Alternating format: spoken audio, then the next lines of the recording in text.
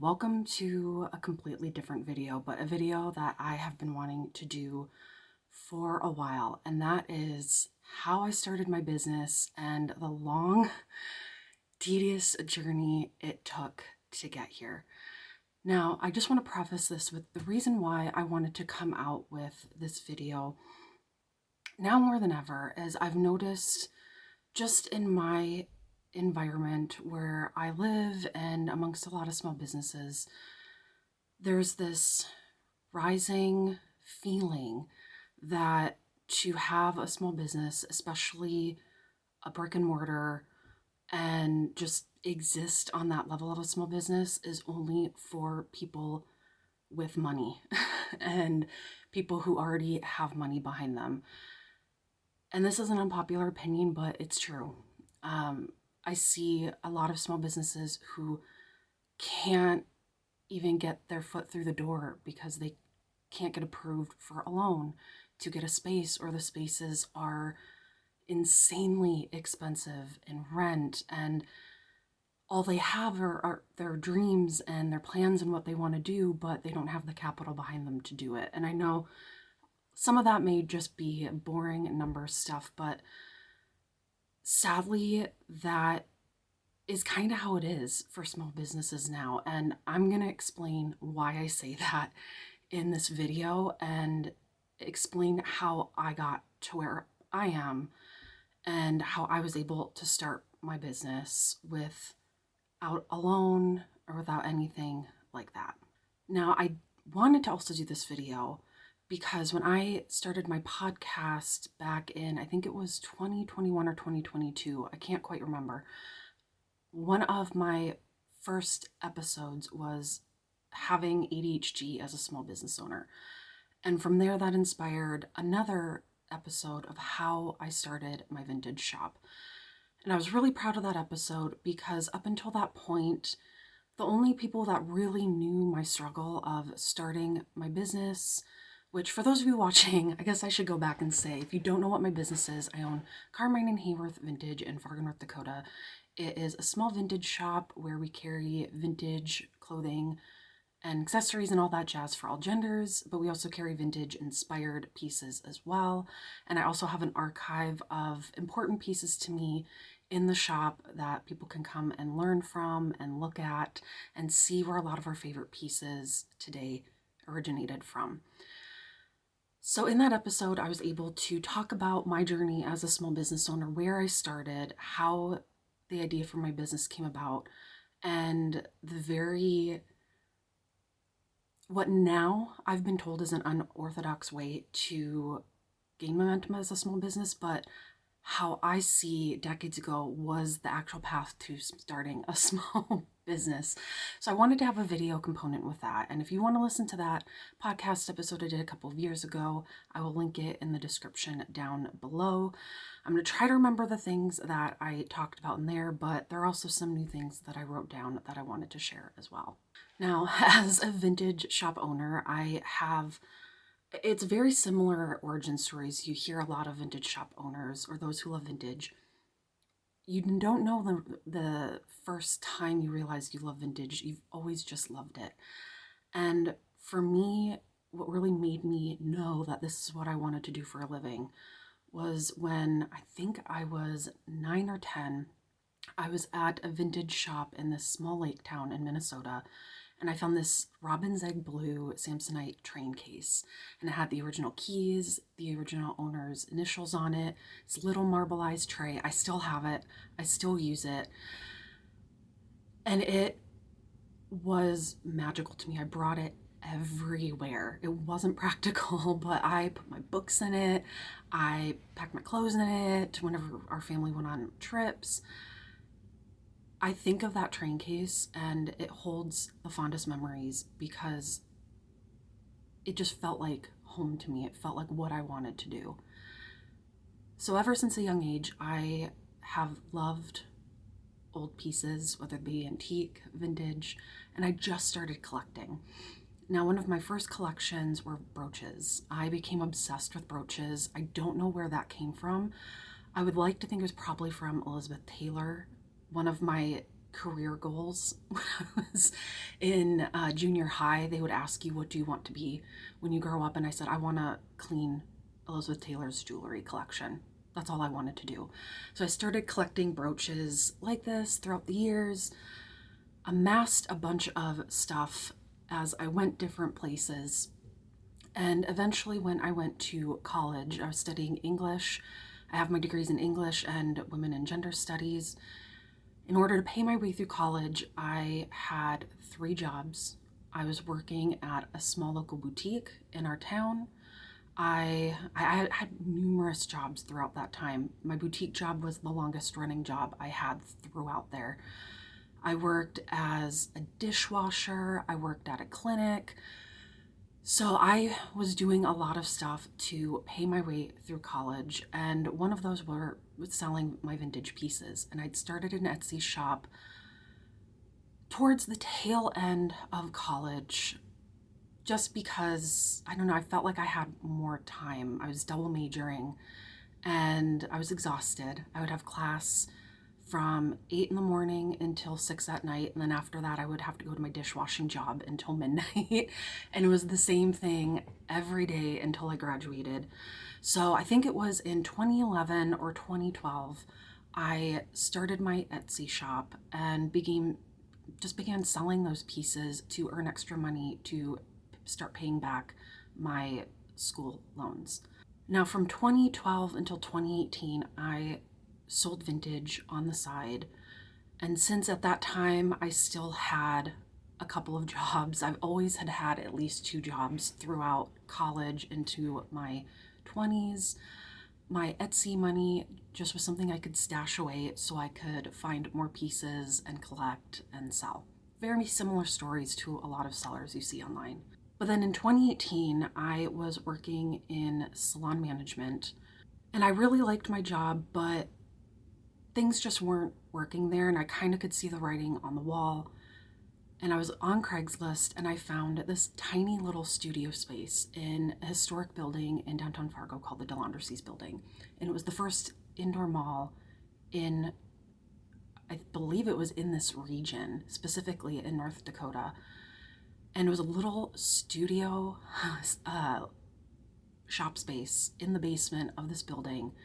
And I thought, well, my gut's telling me just to go for it. I can afford it. I have money stashed away.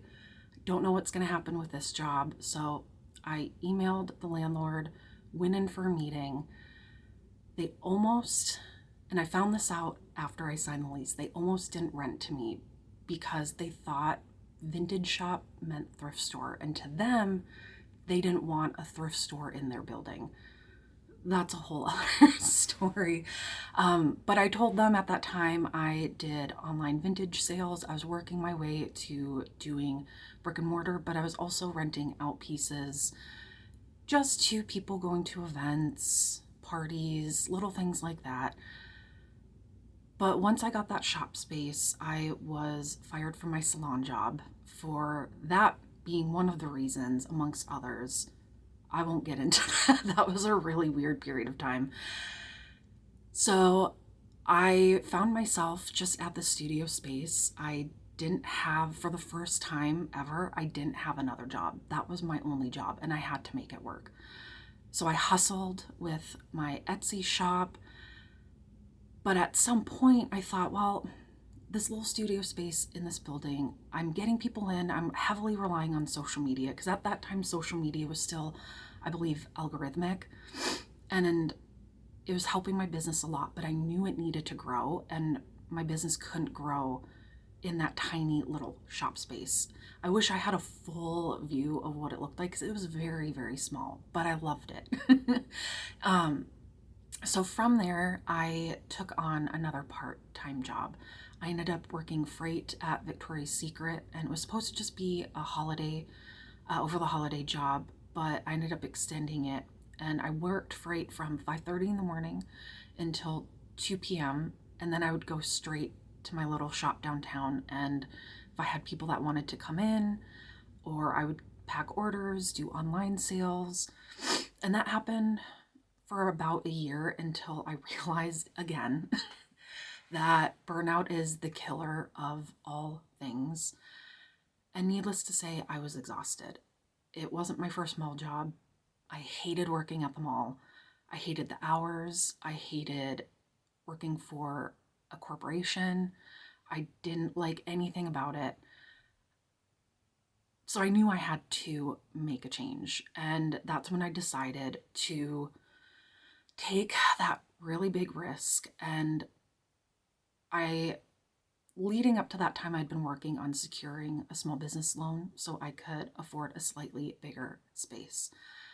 And that's the part of my story. I feel like when you hear the villain origin story, I feel like that was mine because my experience trying to get a small business loan was an experience I know a lot of people have had. And to be honest, it was one that was bullshit. And it still gives me oomph to this day. And I think of a lyric in one of Jack White's songs. Or no, I think it was a Raconteur song. I got, all despite you, but I'll get what I get just to spite you. And that was really my motivation after that whole experience.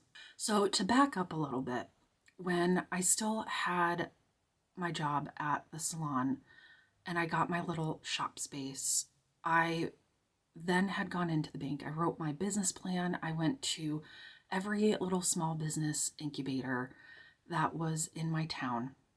And I knew going into this that having a vintage shop, especially in Fargo, North Dakota, was a very niche thing. It's not easy. It's not easy for any business, period. Especially one like that. That's very, very specific. And I had 2 meetings with 2 different small business mentors. Both were well off men. And each one, it was kind of that pat on the head of, oh, that's so sweet that you want to do that. Really, you should just stick to online. You should just stick to what you're doing and keep an actual real full-time job. Good for you, you want to try, but I think you should just keep this a hobby for now. And they patted me on the head and sent me on my way, and I was never able to get a hold of them again after that. So from there, I used the little packets I got, wrote my business plan, did all of the financial projections I was supposed to, which for anybody who has filled those out, you know that if you're a new business, if you just started within the past year, if you're online, doing your 3 to 5 year financial projections it's very hard. You pretty much have to use an educated guess on how that is going to go. So you already have that deck stacked against you. But I went through everything I was supposed to do, went in, I still had my salon job. I had a pretty, for me, it was a decent savings account. At the time, I had perfect credit. I had everything that I thought could check off on that list. So I was pretty confident when I went into my meeting with a financial loan officer that I would at least come out with something. And that was not what happened. I remember it as plain as if it were yesterday. I walked in, I handed all of my paperwork, I answered all of the questions, and the loan officer just kind of looked at me, and obviously, I make a lot of observations when I'm in a situation like that. And I was sitting across from someone who was nice, but she had, big diamond on her finger. You could tell that she came from a very privileged life. And she looked at me and she goes, well, are you sure that getting a loan is the right thing? Couldn't you just ask your parents for money? Or could you ask your parents to loan you some money? And in that moment, I just kind of stared at her and had to just process what she was saying. And I told her, no, my parents had been working since I was a kid just to give us a life. We are not wealthy. My parents don't have that kind of money to loan me for this business. They can't take on that risk. She goes, well, we can't give you a loan, but your just debt to income ratio is too high. And at that time, it was really that they didn't, I really think it wasn't, they didn't see my vision as being a worthwhile investment. My debt to income ratio wasn't too high. It just wasn't, my income wasn't as high as they wanted for someone who was having a small business.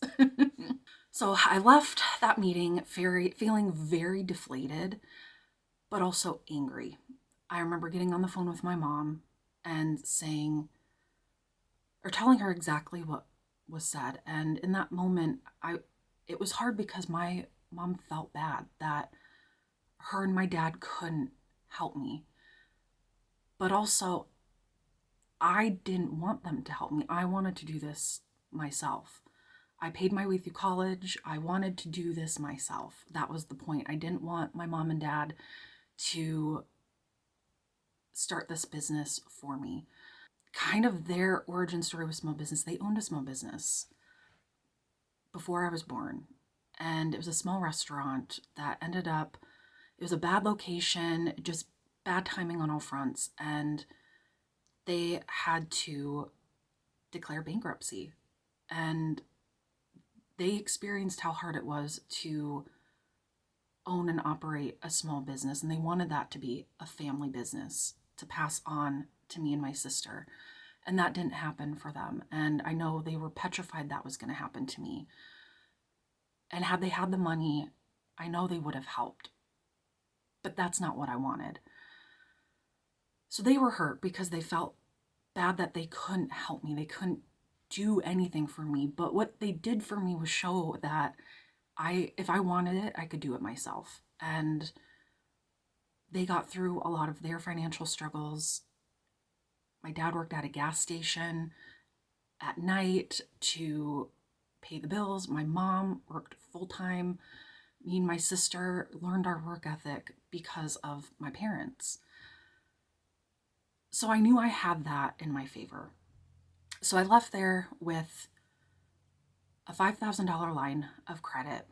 And for anybody who doesn't know, line of credit it's pretty much the same concept of a credit card, except you can take money out of it, but you still get charged interest. You have to pay it off in full every year, otherwise you get charged. It's different than a loan.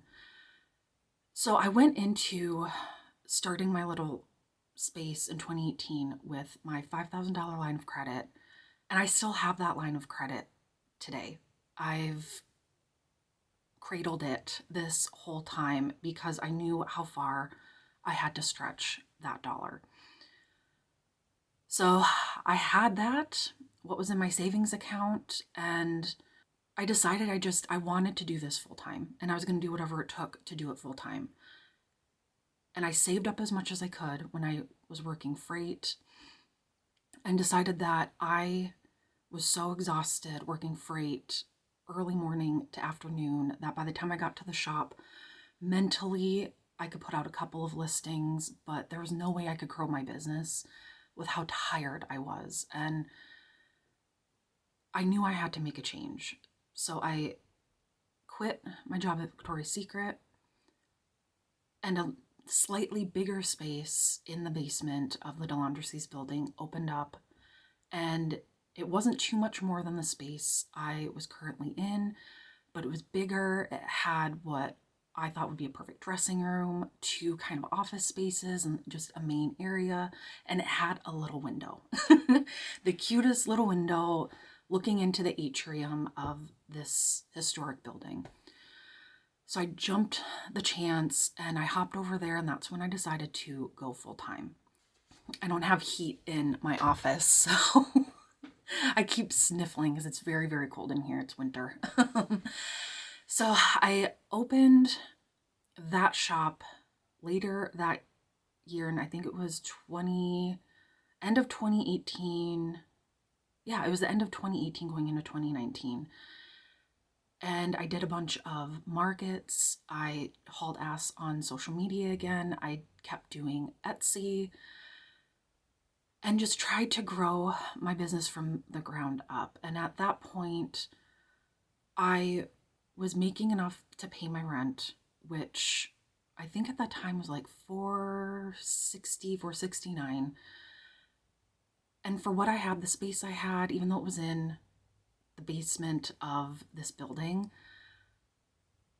it gave me a chance, and it gave me a fighting chance to do it. So I just grew from there. I did, like I said, markets. I did little pop-ups. I just tried to do anything I could. I did little photo shoot collaborations, and I joined every networking group on Facebook that I could at that time. And that was where it's like you really do learn how to hustle. And I remember just reaching out to different people, and that was a very interesting period of time because I was so small that not a lot of other business owners took me seriously. I remember having a business owner come into my shop and sit. I had a little seating area, sit on my couch, and her telling me that, yeah, what you're doing, like you should just go online. You're not gonna last. You need to be like me. And so I had a lot of people in my ear, other business owners, telling me I had to have the same path as them. I had to do what they did. That I should model what I'm doing after them if I wanted to be successful. And so I had that on one side. And then on the other side, I would reach out to photographers because I really wanted to do styled shoots. I knew that part of what was going to set me apart was styling and utilizing what I know, what I have, and showing people what you can do with it. I knew that that was going to be what separated me from everybody else. And I remember emailing all these different photographers and just anybody whose style and their art of photography that resonated with me. And I remember very specifically, I reached out to, it was a prominent photographer in our town at the time. I don't think she currently does anything now. And I reached out to her telling her who I was, because I saw her post about doing collaborations in one of our groups. And I DM'd her, explained to her I have a vintage shop, I do rentals and archival pieces, and I would love to collaborate with you if you do any shoots that you need pieces. I would love to loan them to you. And I got back who are you? I've never heard of you. And that was it. So I got a lot of that early on. A lot of people who were like, who are you? I don't know you. No one else knows you, so I don't want to work with you. Eventually, I found a couple of photographers who were all game for it. And slowly from there, I just tried to build up my portfolio of work with people who would take the chance and collaborate with me. And some of those collaborations went really well. Some of them did not go well at all. So you learn the hard way how to navigate growing your business. And, you know, when you start setting boundaries and you know what you want, you know how your business should look, you know what you want to say, there are some times where you're going to run into people that don't like that and you clash. And that was a lesson I had to learn early on, was that if you're doing it right, you're going to piss off people. And you're going to have, I don't want to say enemies, but you're going to have people that don't like you. And they'll never like you. And that's a hard pill to swallow. And that was an important lesson for me to learn, is that not everyone's going to like you. Not everybody's going to resonate with your vision. I had a decent amount of people think that what I did was just a vanity project. It was nothing, that I needed to get a real job. And these are from other small business owners. So from about 2018 until 2020, it was just hustling, finding any market that I could do, collaborating with anyone who would give me a chance. And it was like that for a while, but I hit a period where, again, you know that you can't grow. When you know you can't grow, if you're not willing to keep taking risks, you're just gonna stay put. And I had seen so many people around me just very content with where they were at and didn't want to rock the boat, try something new. But that wasn't me. I didn't want to stay in one place. So the opportunity came about for a bigger space on the main level of our building with a front-facing window. It's the one I'm still in now. And I knew it was going to be a really, really big risk because, again, the only money I ever got at that time was that line of credit. And anybody that knows, $5,000 line of credit when you start a small business is a drop in the bucket. I mean, I know a small business in my town that got $100,000 in a loan just for inventory. I had $5,000 line of credit. That's all I had to work with. So I knew this was going to be a risk because the space was a bigger space. It was prime realty, and it was infinitely more expensive than what I was paying at the time.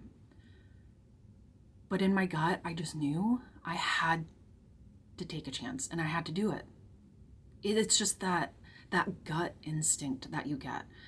It's the intuition. You feel it in your gut. It bubbles up. Your body starts to tingle. Your face gets red, and it's just telling you that you have to do this. So I started the process of acquiring that space, and my building manager at the time, who's in charge of rental spaces, the building was very, very careful about who they rented out to. And I know they were all very worried when I wanted to take over this space. And I remember the building manager asking me, are you sure you want to do this? I mean, how are you going to be able to afford it? Because they knew I was a small operation. And I knew they weren't trying to make me feel like I couldn't do it, but they were definitely trying to gauge and see how realistic I was about my situation. Because again, I wasn't making a ton of money. But again, I was in the basement of a building. So you don't get walk-by traffic unless someone sees your little sign or finds you on Instagram or something like that. So they were very cautious to rent that space to me. And really, my building manager just kept asking, are you sure you want to do this? Because once you're in this lease, you're in the lease, and you have to pay it. And I was scared, I was nervous, but there wasn't a doubt in my mind I had to go through that. I had to do it.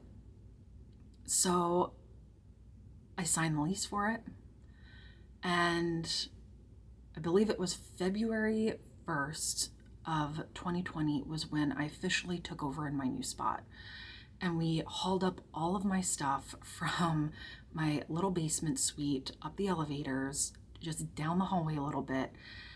And when we got all of those things into my space, I realized then, holy crap, I don't have that much. I had a lot in that little space because it was small. And once I got it into this bigger space, I realized I don't have very much stuff. And it was that slight panic of, I have to figure out where I'm going to get my inventory from. So from there, I just kept building up pieces. I would have small little buying appointments here and there. Again, I was a new business. I had some people that found me in my previous space that I would do little buying appointments from, but I really had to hustle and put it out there that I was buying pieces. At that point in time, I did some eBay auctions if I found some really good clothing lots, just kind of beef up my inventory. And I was just clawing. I incorporated 2 vintage inspired clothing lines that I had been familiar with.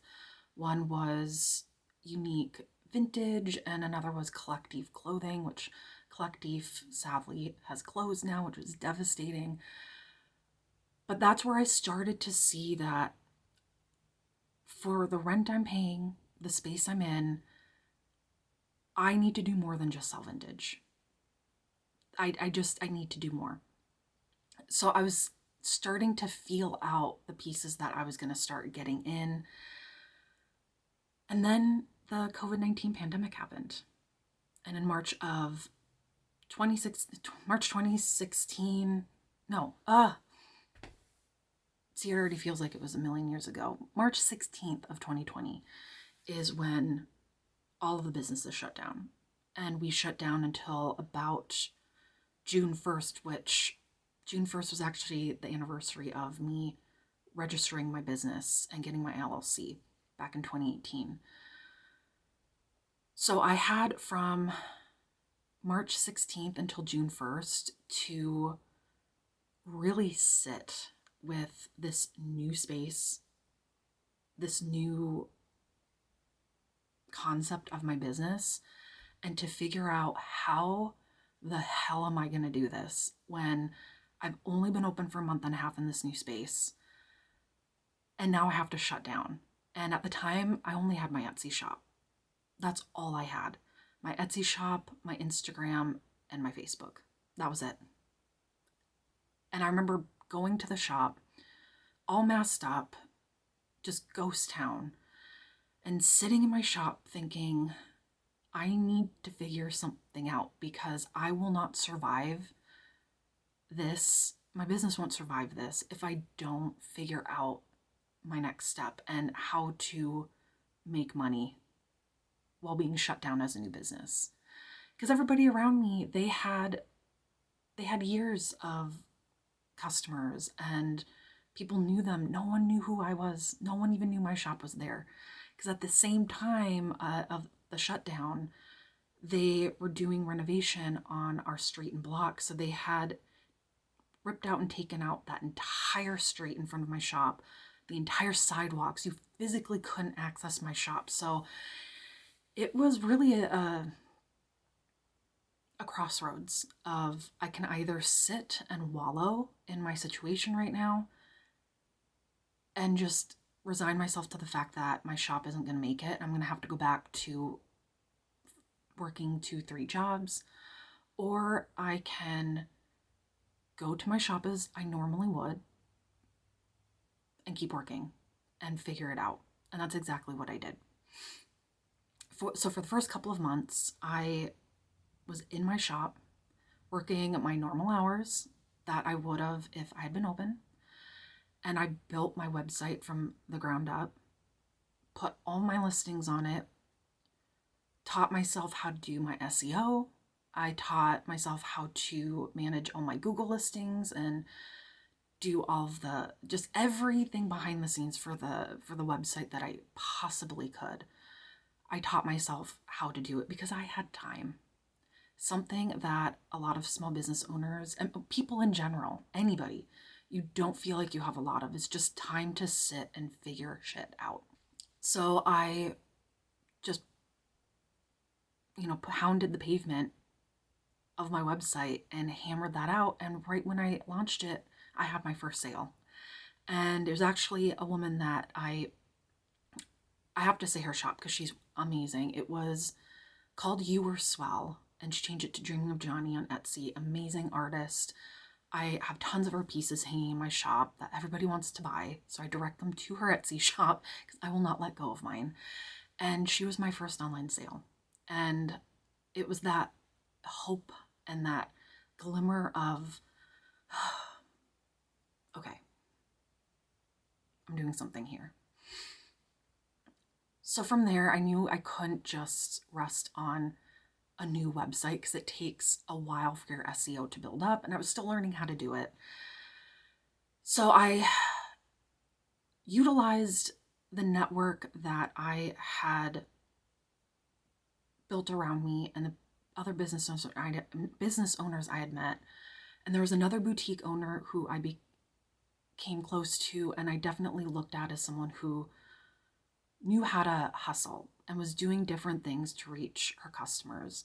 And she did a lot of Facebook Lives and would show new products and chat with people. And it was something I had never done before.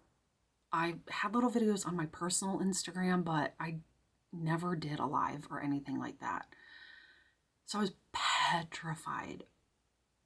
But I saw how people engaged with it and how she was able to make sales and survive that period.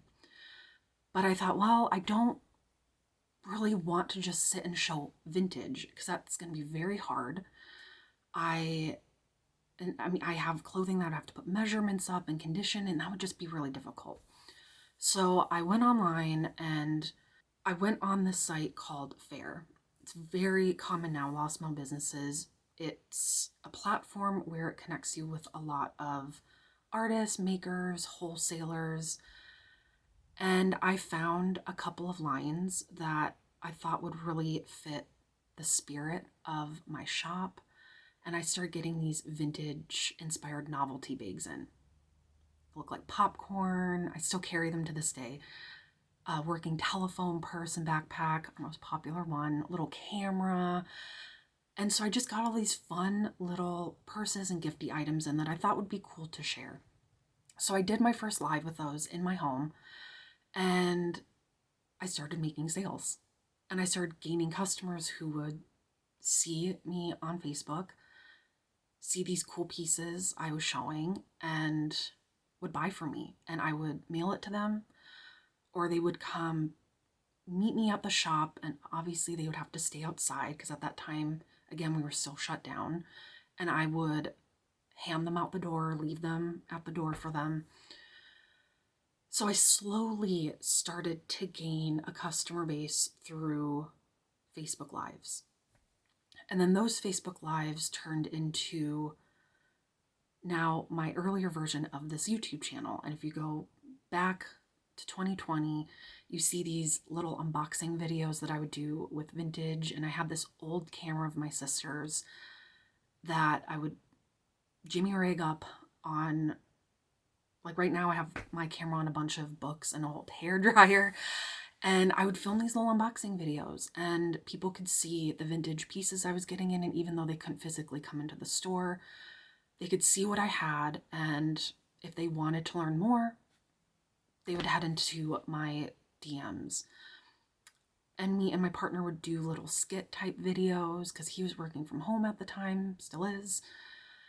And so just finding creative ways to stay out there and stay relevant and connect with people, because that's all I wanted to do, was just keep connected with people so that when I eventually was able to open again, they would feel like they already knew me and they knew the shop. And that's exactly what happened. Spent that whole period of time building up the website, fortifying social media.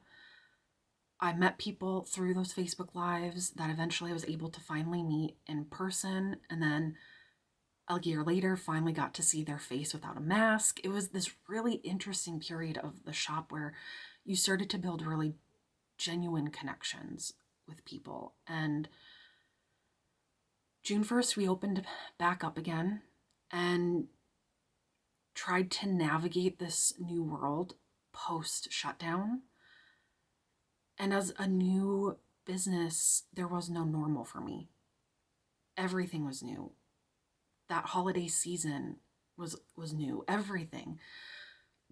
So trying to navigate from there was interesting. There was never a dull moment, but I still knew that what helped me get to that point and survive that shutdown was to constantly be thinking on my feet and not get comfortable.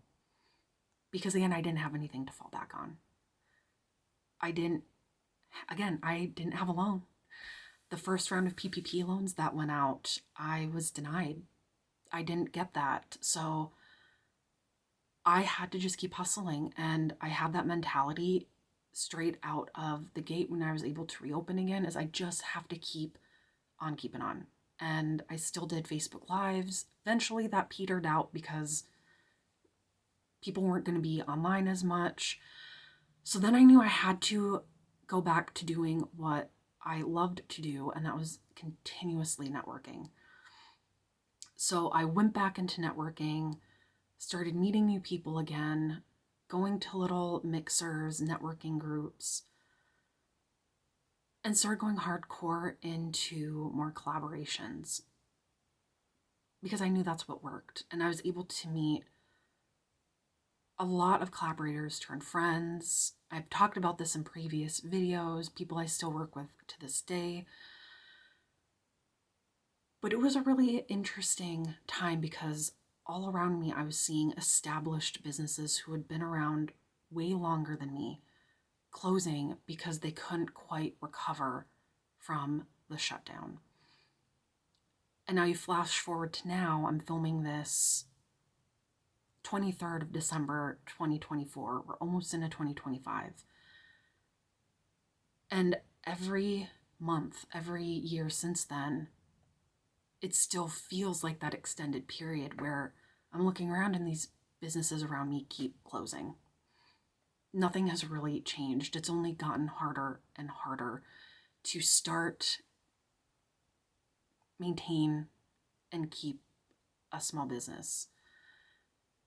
And all in the background, I still just have that little $5,000 line of credit.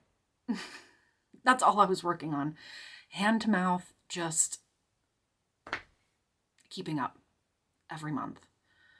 So really that was what my business was built on, is just constantly hustling and not getting comfortable because I didn't have the resources. I didn't have the luxury of being comfortable. I didn't have the luxury of having money to fall back on if it was a slow month. I knew that I had to just keep going. And that's the exhausting part. So now you flash forward to this year, 2024, and still just doing what I've always done in hustling.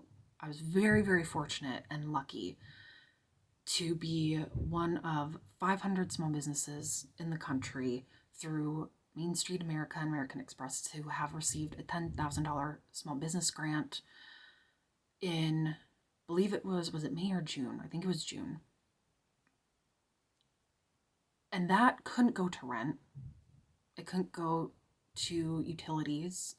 You had to use it to fortify your business, whether it be through inventory, if you needed new floors, if you needed a security system. It had to be something that was going to strengthen your business internally and not just on the outer layer. So I was able to grow a part of my business that I hadn't really been able to, and that was the archive. And part of what I've always stood and relied on with my business is that I'm a collector first and foremost. I'm not a seller by nature. I'm a seller by necessity. I love these pieces. If I had a job where I could just get paid to collect things and that's it, that would be my dream job. And I could research and learn about them, teach, talk about them. That would be my dream job. Selling is a means to an end. And I think that is what helped when I received that grant. I was able to get display cabinets to bring a lot of these pieces that I was only ever able to do little videos of on this YouTube channel or on Instagram. And I was able to bring them out in the forefront. And the purpose was to have these conversations with people coming in and show them that, yeah, I'm a little vintage shop in Fargo, North Dakota, but look at all of these really amazing relics of history I have in here, and let me tell you about it. You're not just coming in here to buy something and leave. I want you to leave knowing more than you did when you came in here and feeling like it wasn't just a shopping experience, but it was a communal experience. So that really shapes how my shop and my business is right now, is that I'm trying to make it more than just a shop that sells things. Because I'll never be a wealthy business owner.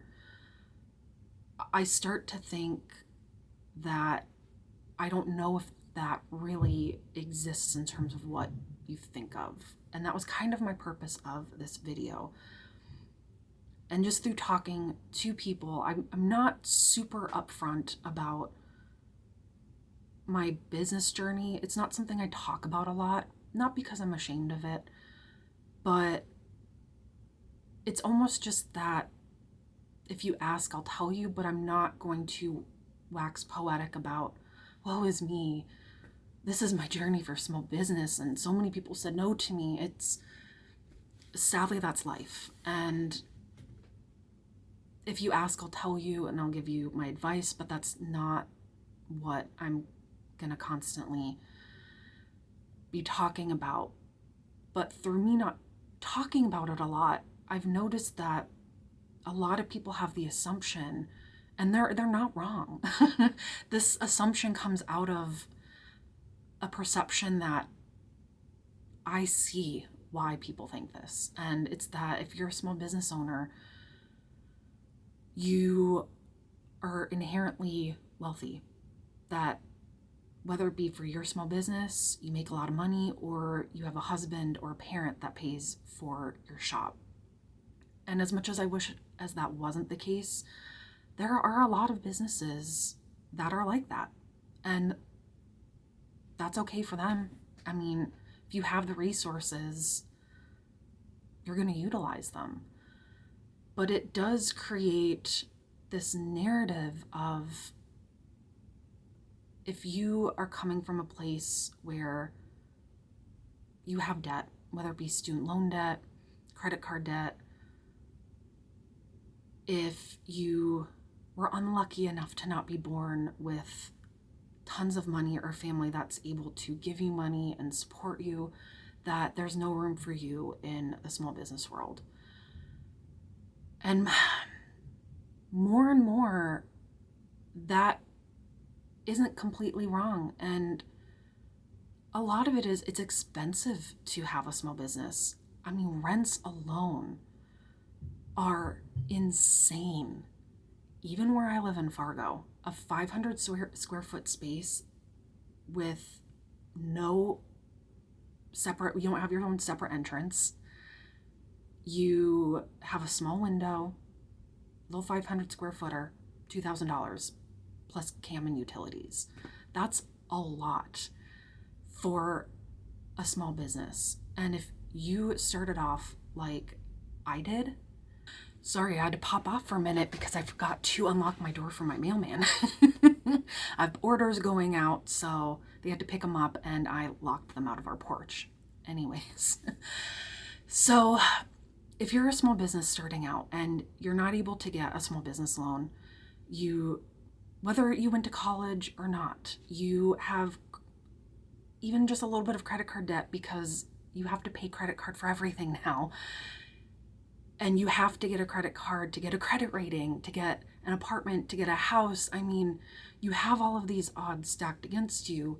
So God forbid you want to start a small business, and not only do you have to navigate bank loans and them not giving them to you if you don't have money already behind you, which, just think about that for a moment. That was one thing I told my commercial lenders. If I had the money to start my business, I would not be here asking for a loan to where I would pay more money in interest. I would just use my own money. Like, that was always the thing that got me.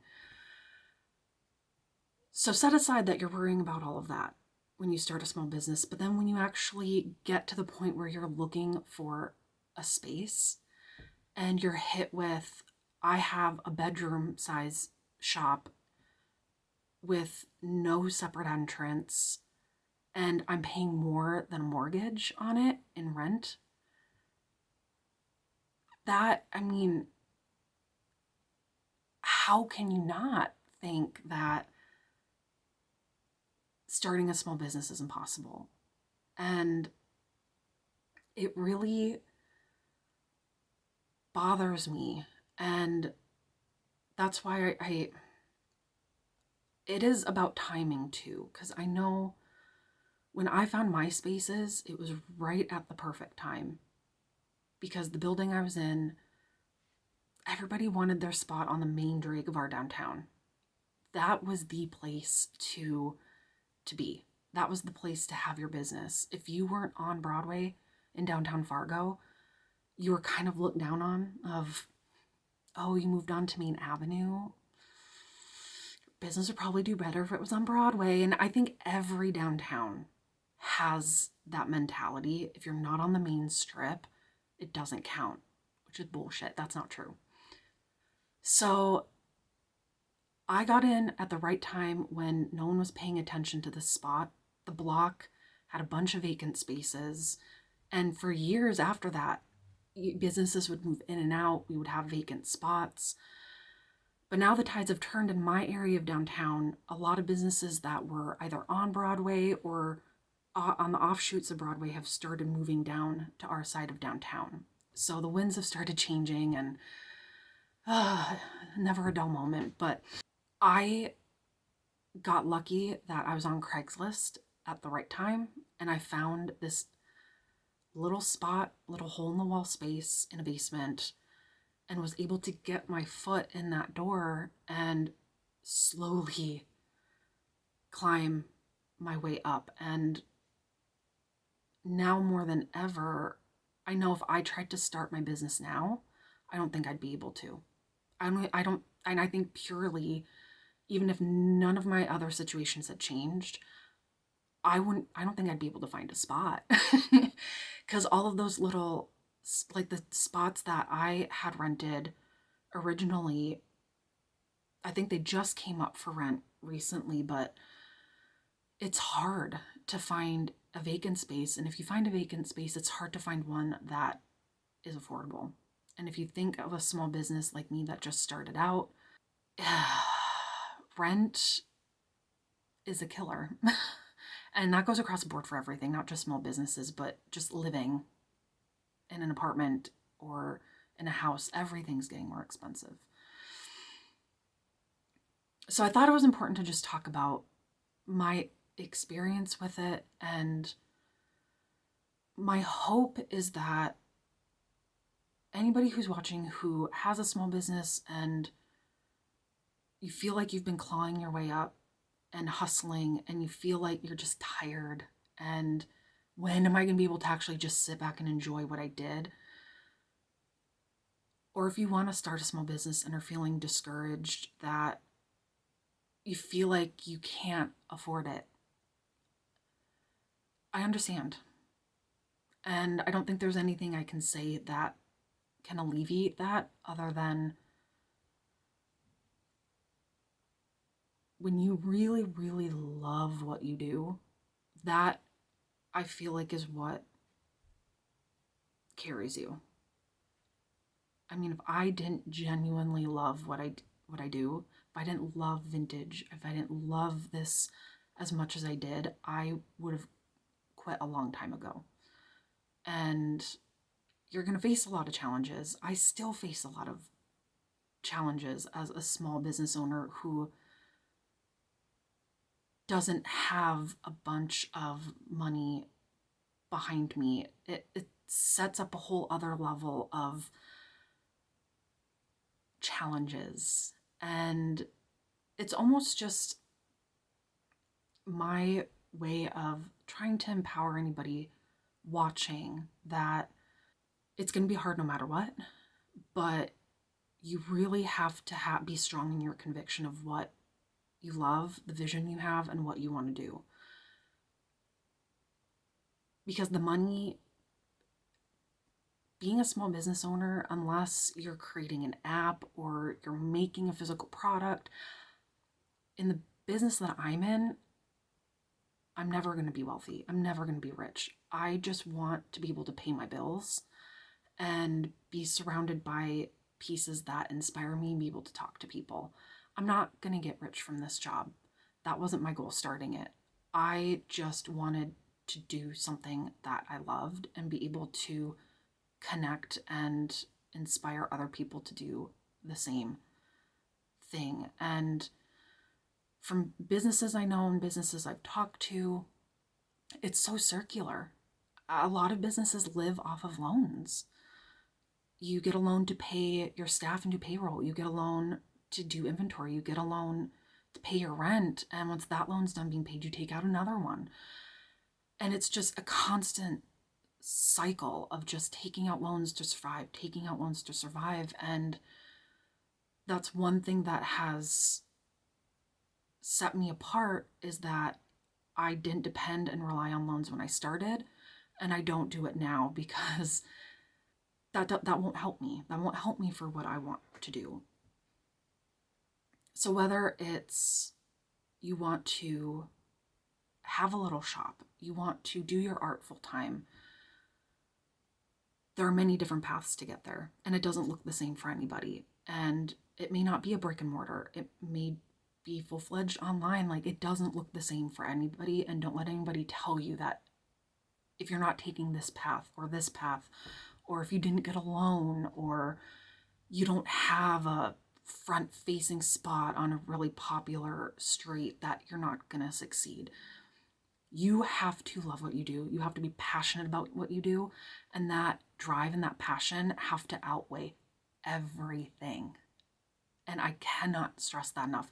This is coming off as more of like a TED talk, but I really want to drive this home, because one thing I know that I'm currently struggling with as a small business owner is that, being that I'm not beholden to anyone who's given me money or loaned me anything, I've always set my rules, and I've always been very clear about my beliefs and how I see my purpose in society and my responsibility. And I want to take care of my community. And if I see something happening in my community that I don't agree with or I think is harmful, I'm outspoken about it. And circling back to when I first started, that makes you a bit of a pariah. It pisses off a lot of people who do want to keep that status quo, and they don't want to disrupt the way things are. And when you have a shop like mine that comes into the fold, who I've always just existed doing what I do, and I've never had like huge city or support or anything like that. So I've always just been outspoken with how I feel. And I know the constant struggle that some of us have is that you feel like you're constantly pissing someone off. And right now it's, city leadership. I feel like in a lot of different city governments and town governments, small businesses, like true mom and pop shops, like starting it from the ground up, the like dirt in your hand, you started it from this little seedling and grew it, those are becoming obsolete, and they're disappearing, and they're being replaced by corporations or small businesses that start with already 6 or 7 figures behind them, to where, are you really even a small business? And it's this constant question of what constitutes as a small business. And when you have little businesses like mine, who local communities and city governments don't see businesses like mine as being very beneficial to the community, because we don't bring in millions of dollars. We don't sponsor a lot of these big events. We don't throw our money at certain city leaders. I don't talk with my money. I talk with my voice and my actions and what I do. And when I see people abusing their power, and I see other small businesses who financially benefit from that, it does get discouraging, because you do feel like you have even more stacked against you. You have the fact that you started, with nothing and you try to grow it, but then your community doesn't quite support what you do either. So you're always going to have that struggle. And when you build a community of people and customers around you who know what you stand for and have followed what you've done, and you create this community, that's how small businesses survive and grow. And